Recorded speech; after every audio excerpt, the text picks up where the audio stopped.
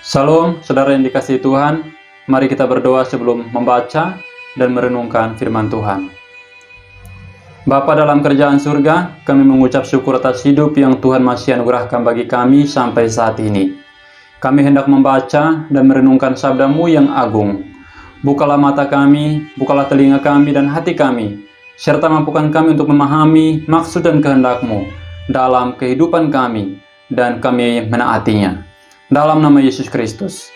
Amin. Firman Tuhan kita membaca dari Roma pasal 4 ayat 19.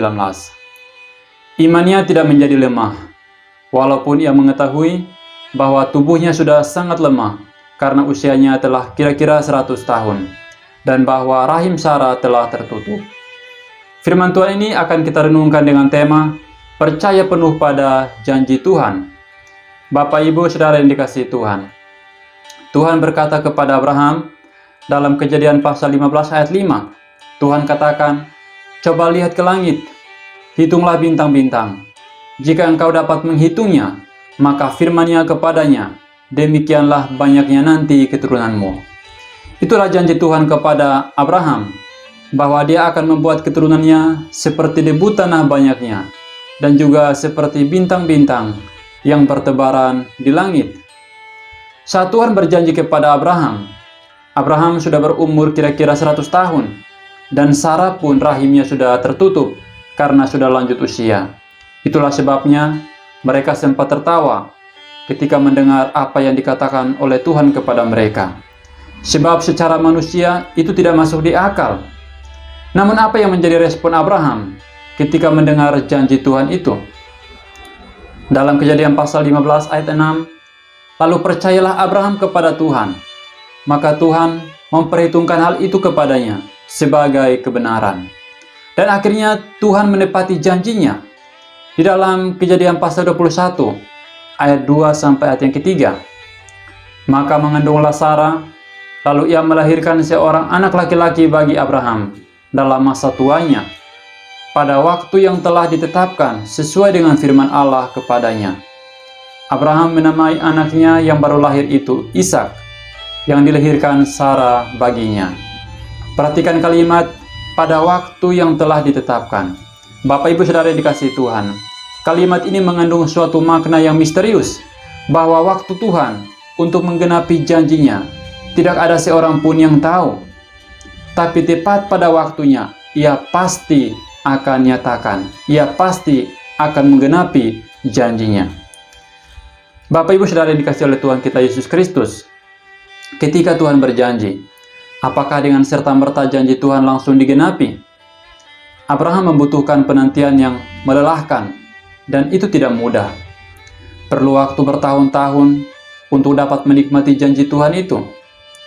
Adalah tidak mudah bagi Abraham untuk percaya kepada janji Tuhan, apalagi usianya sudah tua dan fisiknya pun sudah semakin lemah. Secara logika, Abraham punya alasan yang kuat untuk meragukan janji Tuhan. Dalam Roma pasal 4 ayat 18, "Sekalipun tidak ada dasar untuk berharap, Abraham berharap juga dan percaya bahwa ia akan menjadi bapa banyak bangsa menurut yang telah difirmankan, demikianlah banyaknya nanti keturunanmu." Di tengah-tengah keadaan yang tidak mendukung, Abraham tidak menjadi bimbang meski janji Tuhan tidak langsung digenapi. Bapak, Ibu, Saudara yang dikasihi Tuhan, seringkali kita diperhadapkan pada situasi-situasi yang sangat sulit dan seolah-olah membuat kita tidak mampu untuk melihat topangan tangan Tuhan dalam kehidupan ini. Apalagi membandingkan diri kita dengan orang lain, orang-orang yang hidup di luar Tuhan, yang hidupnya begitu mudah mendapatkan apa yang mereka inginkan, atau hidupnya seolah-olah tak punya masalah.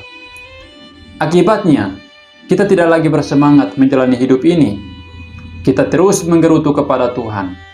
Padahal masa-masa sukar yang kita jalani itu adalah proses ujian bagi iman kita, agar kita tetap setia kepada Tuhan, agar kita tetap setia menanti penggenapan janji Tuhan dalam kehidupan kita. Maka sebagai umat tebusan Allah, mari kita berkata dengan penuh keyakinan bahwa Allah berkuasa untuk melaksanakan apa yang telah Ia janjikan. Roma 4 ayat 21. Mari kita berdoa.